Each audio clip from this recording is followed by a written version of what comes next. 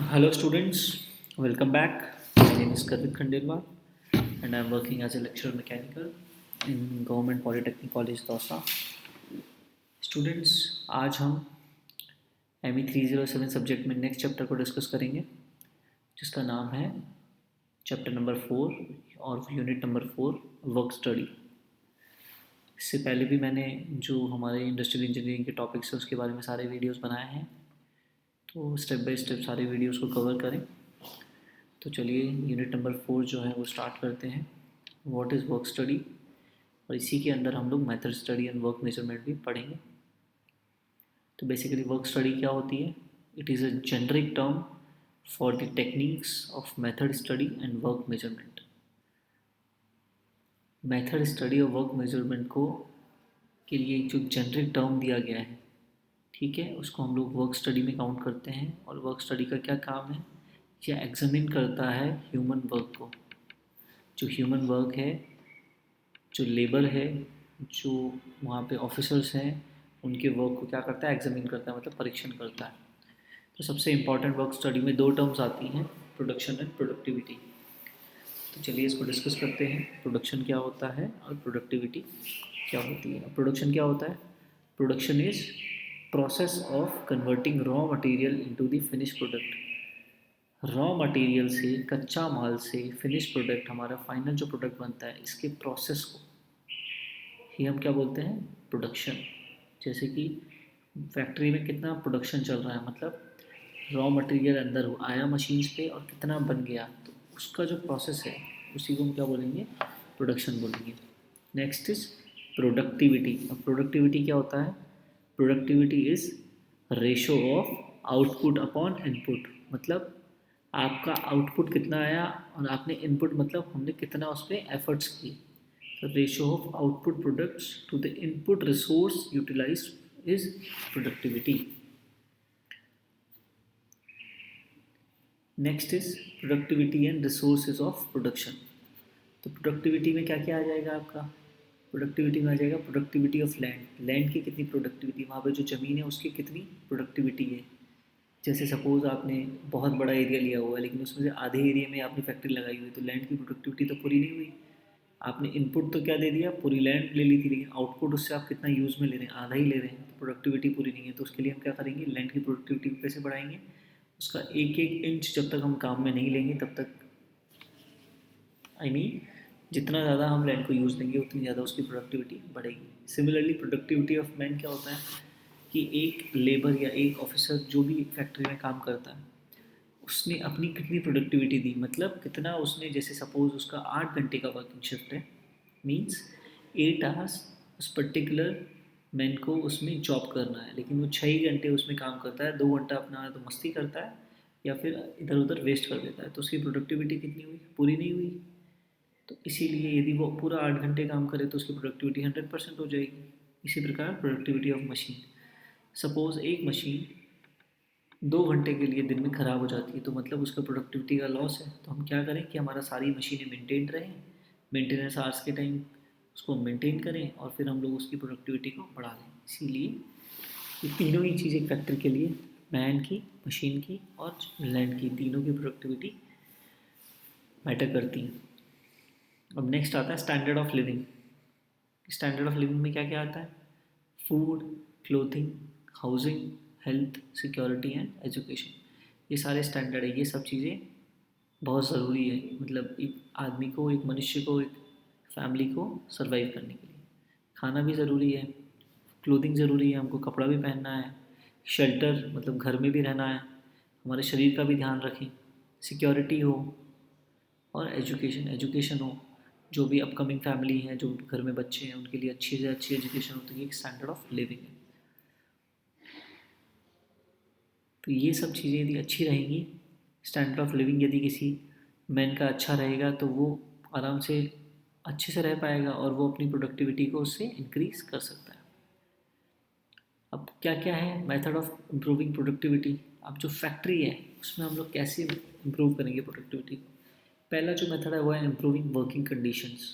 तो working conditions को improve, working conditions में क्या आ गया? वहाँ पे प्रॉपर लाइट है कि नहीं है, प्रॉपर वेंटिलेशन है कि नहीं है, प्रॉपर टेम्परेचर कंट्रोल्ड होना चाहिए। ऐसा नहीं है कि फैक्ट्री के अंदर बहुत ज़्यादा कोल्ड एनवायरनमेंट हो या बहुत ज़्यादा हीटेड एनवायरनमेंट हो, ज़्यादा शोर तो नहीं आ रहा है, ह्यूमिडिटी तो नहीं है, वर्कर्स जो वहाँ काम कर रहे हैं वहाँ सेफ्टी इक्विपमेंट्स होनी चाहिए, या जो भी रिस्की काम है उसको सेफली करना चाहिए। एंड हेल्थ, जो भी वर्कर है उनकी हेल्थ का भी स्पेशली ध्यान रखना चाहिए। तो ये यदि इस चीज़ पे सब पे वर्क किया जाएगा, यदि वहाँ पे प्रॉपर एल्यूमिनेशन होगा, प्रॉपर लाइटिंग होगी, प्रॉपर वेंटिलेशन होगा, प्रॉपर तापमान वहाँ पे कंट्रोल में रहेगा, ज़्यादा नॉइज़ नहीं आएगी, ह्यूमिडिटी नहीं होगी, सेफ एनवायरनमेंट होगा, हेल्दी एनवायरनमेंट होगा, तो वर्किंग कंडीशन जो है वो एक प्लांट की बढ़ जाती है। नेक्स्ट है इम्प्रूविंग वर्किंग मेथड। ये तो हो गया वर्किंग कंडीशन को से इम्प्रूव कर सकते हैं प्लांट की प्रोडक्टिविटी को। दूसरा है वर्किंग मेथड को भी यूज लेके। वर्किंग मेथड में क्या है, अडॉप्ट मेथड स्टडी। हम लोगों को प्रॉपर मेथड स्टडी करके ही मतलब उसको अडॉप्ट करना चाहिए। मेथड स्टडी से क्या होगा, वो जो हम लोग जो काम करेंगे उसको सिंप्लीफाई कर देगा, ईजी कर देगा। एंड जो भी इकोनॉमिकल मेथड्स हैं वो डेवलप होंगे, या हम लोग कहाँ लैग कर रहे हैं, कहाँ लेंदी टाइम लग रहा है, कहाँ हम चीज़ें शॉर्ट कर सकते हैं, वो सब चीज़ें हम मेथड स्टडी में पता करेंगे। नेक्स्ट है reduction of non production time. जो भी ऐसा टाइम जो कि प्रोडक्शन में भाग नहीं ले रहा है, या 2 घंटे 3 घंटे हमारे किसी चीज़ में वेस्ट हो जाते हैं और उसके चक्कर में प्रोडक्शन बंद रहता है। तो जब प्रोडक्शन बंद रहता है तो वो नॉन प्रोडक्शन टाइम हुआ, तो उसको हमको कम से कम करना है। यदि हम उसमें आधा घंटा भी बचा लेंगे तो हम लोग लाखों करोड़ों रुपए की सेविंग कर सकते हैं। तो हमको ये देखना है कि कहाँ से हम नॉन प्रोडक्शन टाइम को रिमूव कर सकते हैं। ठीक है, इससे क्या होगा, utility of man and machine increase होगी। क्यों, जब नॉन प्रोडक्शन टाइम कम हो जाएगा तो वर्किंग टाइम ज़्यादा हो जाएगा, प्रोडक्शन टाइम ज़्यादा हो जाएगा, जिससे कि वहाँ पे जो भी मैन इन्वॉल्व हैं और जो भी मशीन है उनकी यूटिलिटी क्या है वो बढ़ जाएगी। जिससे कि क्या है, हमारी प्रोडक्टिविटी जो है, आउटपुट जो बढ़ जाएगा, इनपुट हमारा ऑलवेज सेम है तो हमारी प्रोडक्टिविटी भी बढ़ जाएगी। इस टाइप से reduction of non productive time से भी हम लोग जो है प्लांट की क्या है प्रोडक्टिविटी बढ़ाते हैं। Next is proper motivation. Motivation होना चाहिए। मोटिवेशन से क्या होगा, सारे जो वर्कर्स हैं वो हाईली मोटिवेटेड रहेंगे, काम के टूवर्ड्स अच्छा सोचेंगे और काम को ही अपना धर्म मानेंगे। और मोटिवेशन और किस चीज़ से आता है, इंसेंटिव्स आप स्कीम्स दो, बोनस दो, अवार्ड दो, प्रमोशन करो, जिससे कि क्या है उनमें मोटिवेशन आए। Next is proper maintenance of machine too. Machine, हाँ, अचानक से मशीन ख़राब नहीं हो जाए इसके लिए हमको क्या करना है, टाइमली पीरियडिकली हर महीने 2 महीने में जब भी हमारा एक साइकिल कंप्लीट होता है तो उसमें हमको मशीन की सर्विस करानी चाहिए, जिससे कि क्या है मशीनों की एफिशिएंसी बढ़ेगी। जैसे हम घर में कार बाइक की सर्विस कराते हैं एक पर्टिकुलर किलोमीटर हो जाने पे, एक टाइम हो जाने पे, वैसे हमें मशीन्स की भी सर्विस करानी चाहिए, जिससे कि सारी मशीन्स बढ़िया चलें। And better utility of equipment and machine. Next is proper production planning and control. जो प्रोडक्शन प्लानिंग कंट्रोल है वो आपका प्रॉपर होना चाहिए, जिससे कि नॉन प्रोडक्शन टाइम है वो कम से कम हो और प्लांट की प्रोडक्टिविटी जो है बढ़ जाए। Proper material control. Material control means जितना भी हमारा मटेरियल प्लांट में रखा रहता है, चाहे वो रॉ मटेरियल हो या फिनिश गुड्स हो, ये सब चीज़ें प्रॉपर मेंटेन होनी चाहिए।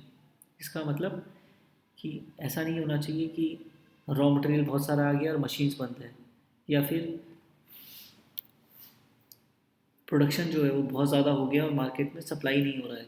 तो वो सब चीज़ों को भी हमको ट्रैक करना चाहिए, जिससे कि ओवर स्टॉकिंग नहीं होगी और शॉर्टेज ऑफ रॉ मटेरियल नहीं होगा।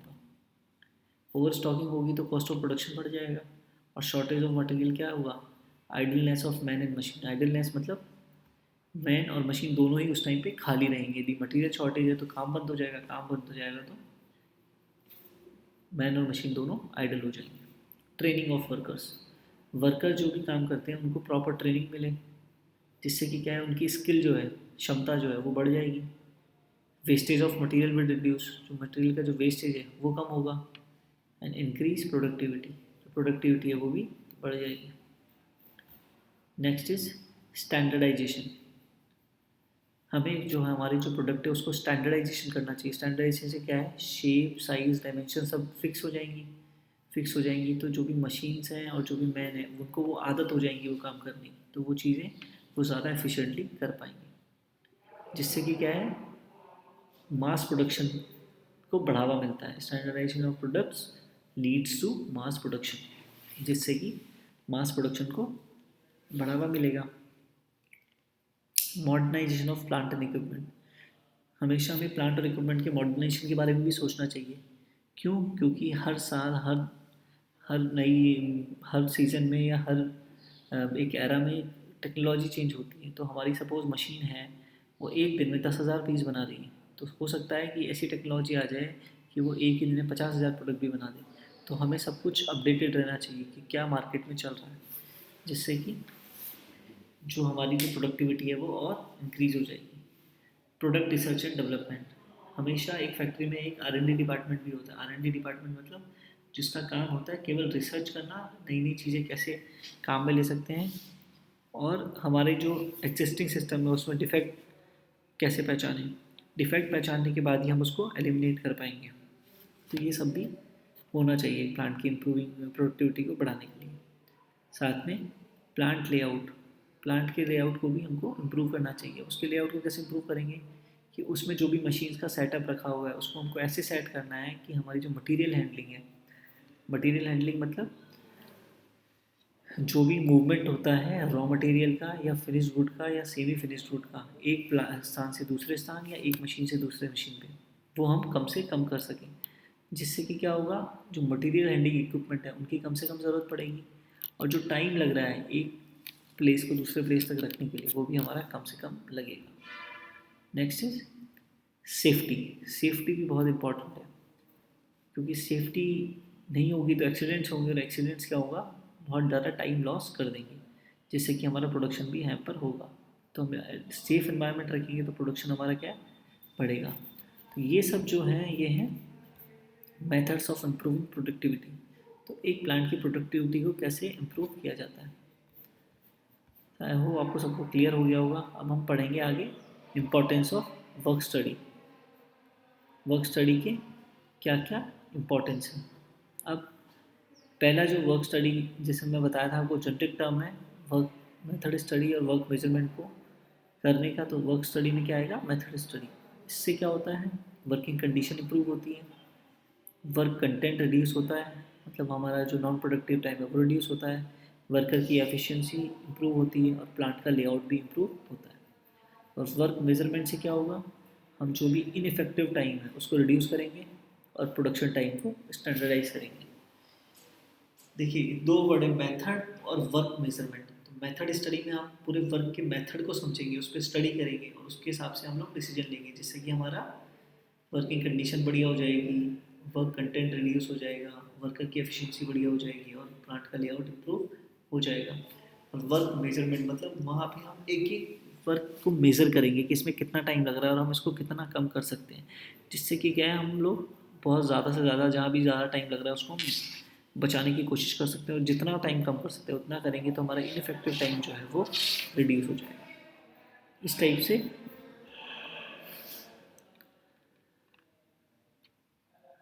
जो है वर्क स्टडी और मेथड स्टडी में ये सारी चीज़ें आती हैं। अब importance of working conditions, working conditions की इम्पोर्टेंस से भी हम लोग चीज़ें इम्प्रूव करते हैं। वर्किंग कंडीशंस की क्या क्या इंपॉर्टेंसेस हैं, या आप देखो इसमें क्या क्या आता है। लाइटिंग एंड वेंटिलेशन आता है, प्रॉपर लाइटिंग होनी चाहिए, प्रॉपर वेंटिलेशन होना चाहिए। ठीक है, वेंटिलेशन में क्या क्या आएगा, एटमॉस्फेरिक कंटेमिनेशन का डिस्पर्शन होना चाहिए, वो लोग बाहर निकले, मैन और मशीन जो भी हीट निकालें उसको हमको एग्जॉस्ट फैन के थ्रू बाहर निकालना चाहिए। ठीक है, जो भी हमारे प्लांट में उसमें correct oxygen level, carbon dioxide और कार्बन मोनोऑक्साइड का करेक्ट लेवल होना चाहिए। ठीक है, उसके बाद temperature humidity, temperature control device होनी चाहिए। यदि टेम्परेचर बढ़ रहा है तो हमको एसी ऑटोमेटिक ऑन हो जाए, टेम्परेचर घट रहा है तो हीटर ऑटोमेटिक ऑन हो जाए, जिससे कि वर्कर जो है वो एक एक वर्किंग टेम्परेचर में काम कर सके और उनको फटीग जल्दी से जल्दी ना आए। जैसा कि बोलते हैं एयर टेम्परेचर नॉर्मली 20 से 22 degree for physical work and 14 से 16 degree for heavy work in standing position. तो ये सारे स्टैंडर्ड टेम्परेचर्स हैं जिसको हमको अडॉप्ट करना चाहिए। Safety and health, environment safety, पे ध्यान रखना चाहिए, हमारी सी पॉलिसीज़ होनी चाहिए। Layout should be design safe और सेफ हैंडलिंग मेथड्स। यस, जो प्लांट लेआउट है वो सेफ़ होना चाहिए, जिससे कि हैंडलिंग जो चीज़ें हैं वो सेफ़ हो सकें। Use protective device for protecting face, eyes, lungs and other parts of body. Let suppose plant में एक वेल्डिंग एरिया है, तो वेल्डिंग एरिया में जो वेल्डर है उसको प्रॉपर प्रोटेक्टिव गियर्स मिलने चाहिए, लाइक प्रॉपर ग्लासेस मिलने चाहिए, प्रॉपर शील्ड मिलनी चाहिए, प्रॉपर ग्लव्स मिलने चाहिए, ताकि वो सेफ एनवायरनमेंट में काम कर सकें। लेआउट एंड हाउसकीपिंग प्रॉपर होनी चाहिए, ठीक है। और साथ में प्लांट का लेआउट मतलब विंडो एरिया, सीलिंग हाइट, छत कितनी ऊंची है, एयर फ्लो क्या रहना चाहिए, ये सारी चीज़ें मेंटेन होनी चाहिए। साथ ही साथ नॉइज़ एंड वाइब्रेशन, जो आवाज़ है वो भी एक कंट्रोल होनी चाहिए। ऐसा नहीं होना चाहिए कि उससे ह्यूमन को डिस्टर्ब हो, अदरवाइज़ क्या है कि जब वो काम करेंगे तो उनको डिस्टर्बेंस होगा। इसमें लिखा हुआ भी है normally human can receive only 90 decibel of sound, तो इससे इतना ही डेसिबल साउंड होना चाहिए। अदरवाइज़ क्या होगा, इससे ज़्यादा होगा तो हियरिंग लॉसेज हो जाएंगे, फटीक आएगा, ब्लड प्रेशर बढ़ जाएगा, ये सारी चीज़ें होती हैं। नॉइज़ लेवल को कैसे कंट्रोल करेंगे, नॉइज़ी मशीन से काम मशीन में हमको शिफ्ट करें, ठीक है। जो भी पार्ट ज़्यादा आवाज़ कर रहे हैं उसको हटा के नए पार्ट लगाएं, ठीक है। तो ये सारी चीज़ें, जो भी मशीन ज़्यादा वाइब्रेट कर रही है तो उसके लिए कुशनिंग लगाए, रबर और प्लास्टिक की। इस टाइप से हम लोग नॉइज़ और वाइब्रेशन को कंट्रोल कर सकते हैं। तो जो भी वाइब्रेशन क्रिएट होते हैं उसको हमको कम से कम करना है। साथ ही साथ एर्गोनॉमिक्स क्या होता है, एर्गोनॉमिक्स होता है, it is defined as human engineering which studies the relationship between man and his working environment. Yes, एक जो भी पर्सन वर्क करता है और उसके वर्किंग एनवायरनमेंट के बीच में रिलेशनशिप होता है, मतलब चीज़ें वहाँ पे एर्गोनॉमिक होनी चाहिए। मतलब जैसे आप एक वहाँ पे ऑफिस डेस्क में बैठते हो तो वहाँ पे आपकी चेयर प्रॉपर एक हाइट पे होनी चाहिए, टेबल की हाइट एक प्रॉपर होनी चाहिए। तो इससे क्या होगा कि आपको ह्यूमन कंफर्ट रहेगा। अदरवाइज़ यदि हाइट स्टैंडर्ड से ऊपर नीचे है तो जब आप बैठेंगे तो आपको ऑड लगेगा, मतलब आपको अच्छा फील नहीं होगा, जिससे कि आपकी जो काम करने की जो कैपेसिटी है वो उतनी नहीं होगी, और अल्टीमेटली क्या है, आपकी का जो यूटिलाइजेशन है लेबर का या वर्कर का या जो भी वहाँ पे वर्क कर रहे हैं, मैन कर रहे हैं, वो उसका उतना नहीं होगा। तो इस टाइप से ये सारी चीज़ें इसमें आती हैं। तो आई होप आप लोगों को सब चीज़ें क्लियर हो गई होंगी कि इसमें आज हमने क्या क्या पढ़ लिया। आज हमने पढ़ा वर्क स्टडी बेसिक क्या होती है, जेनरिक टर्म है for the techniques of method study and work measurement के लिए, जिसमें प्रोडक्टिविटी क्या होती है। उसके बाद स्टैंडर्ड ऑफ लिविंग में क्या क्या चीज़ें आती हैं, ये सारी चीज़ें जीवन जीने के मापदंड हैं जो होने चाहिए सबके पास में, ठीक है। मेथड ऑफ इम्प्रूविंग प्रोडक्टिविटी, कैसे कैसे इम्प्रूव कर सकते हैं हम लोग। फिर इम्पोर्टेंस ऑफ वर्क स्टडी क्या क्या है, तो उसको कैसे करेंगे, मेथड स्टडी करके और वर्क को मेज़र करके। उसके बाद वर्किंग कंडीशंस को कैसे इम्प्रूव करेंगे, तो उसके लिए ये सारे पॉइंट्स अभी हम लोगों ने डिस्कस किए। आई होप आप सबको क्लियर हो जाएगा। फिर भी कोई दिक्कत आती है तो हम लोग क्लास में डिस्कस करेंगे। नेक्स्ट वीडियो में हम लोग मेथड स्टडी को देखेंगे। Alright, thank you.